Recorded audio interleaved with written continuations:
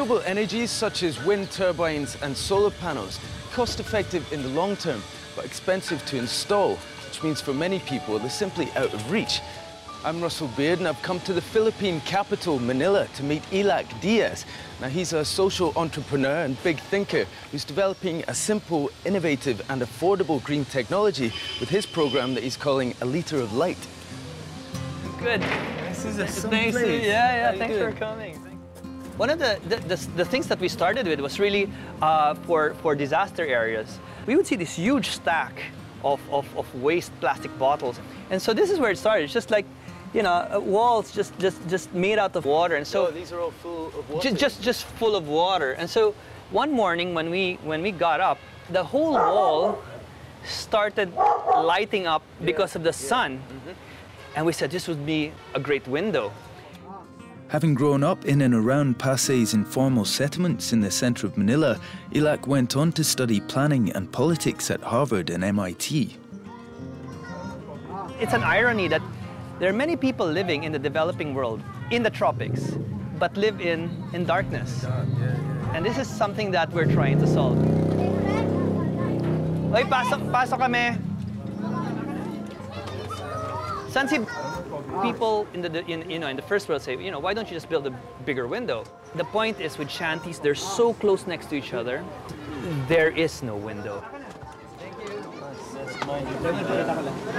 So, it's very hot.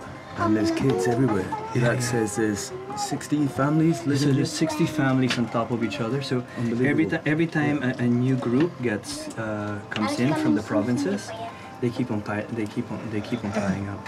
Yeah, and these are just homemade shacks, one on top of the other. Right. What used to be a road. Right. So there's a stone wall. This is precisely why, you know, sustainable construction is important, because people will keep on building out of any material that they can get.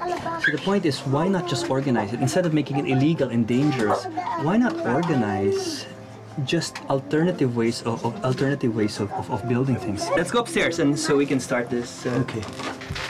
It's still the same dark house, but the thing that made it different, that really just gave it life, is a simple bottle with water and bleach. You know, I mean, it's actually bright. It's as bright as a strong light bulb. Why not just drill a hole in the ceiling? So if you have a hole in the ceiling, light travels in a straight line in air. So whatever that small hole, you would see the same dot on the floor. Yeah.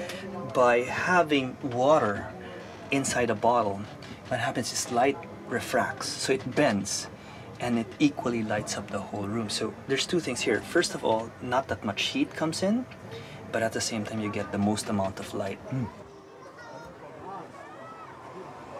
remember that map where you see the whole world, but you see it light up? Well, this is everything else.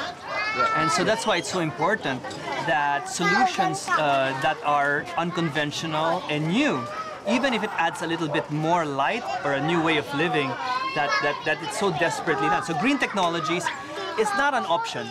It's the most critical part of improving people's lives in a developing country. The purest form of the green revolution is to make yourself obsolete. If you're always in the picture, to always earn out of it, then the problem is you're controlling so many people from enabling it to spread rapidly.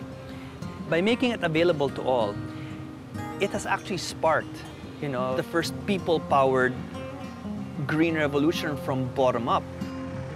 Not only are the liter of light materials readily available, Illac has deliberately put little restriction on the idea of the innovation and in fact actively teaches and promotes it. So, welcome to the San Juan Training Center. As well as teaching people in person, they run virtual workshops online. And in just 1 year, A Liter of Light spread to 10 countries and over 350,000 homes worldwide. Okay, nice. You can start, you see? Yeah. So even though it's just a bottle full of water and a little bleach, every one of the little processes you've had to work through. Even though it looks simple, remember that's going to be in the roof of somebody else's house for the next 7 to 10 years. So, You know, it's got to be done right. So you're in this for the long haul? Yeah. Yeah?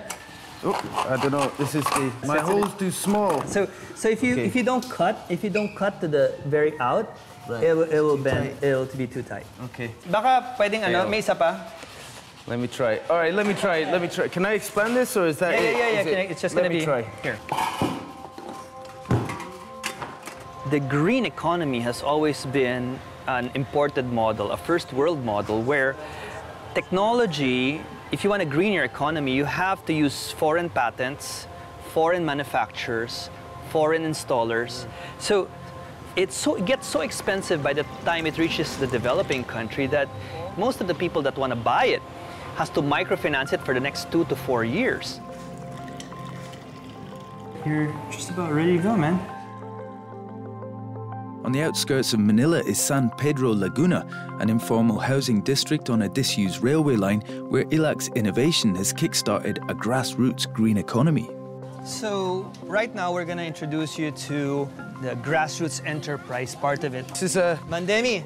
So this is a kind of a franchise operation of Light. Hi, I'm Russell. Mandemi. Right. Mandemi, you have hundreds of these. I have one. I brought one to install. We're gonna go up. Okay. Yeah. There you go. And your nails. Yeah. And there we have our magic bulb. Oh my gosh. Okay. How strong is this roof? We've got our solar bulb. This is obviously one that they've installed earlier. And Mangemi's already cut the hole for ours. So hopefully it's just a case of slotting it in if it fits. So we just drop it in there? Yeah. Okay, that's not bad. That fits like a glove.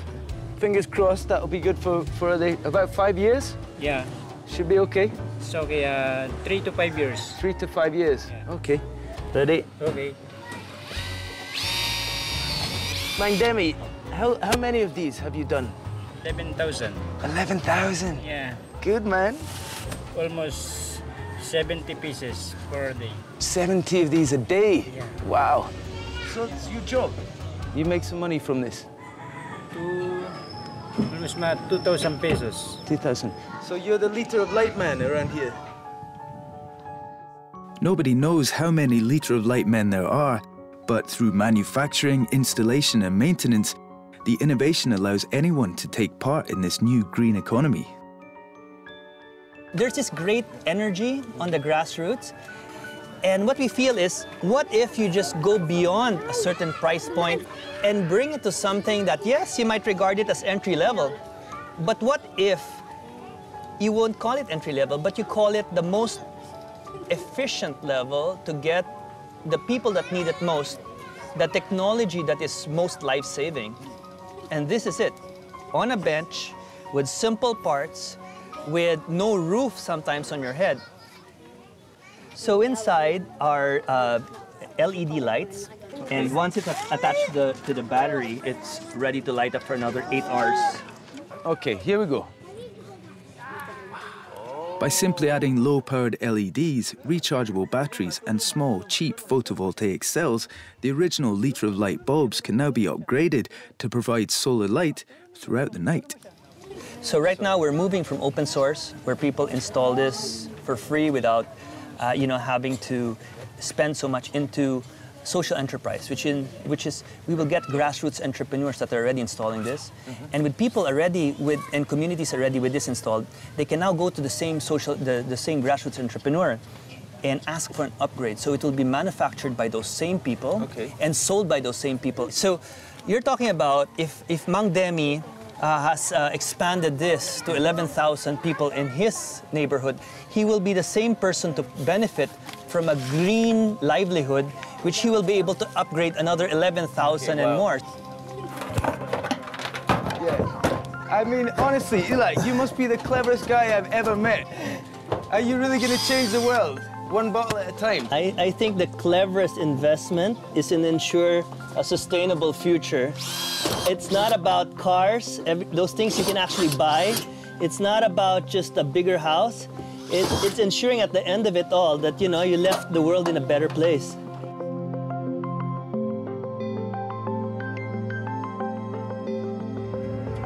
Diksha ba?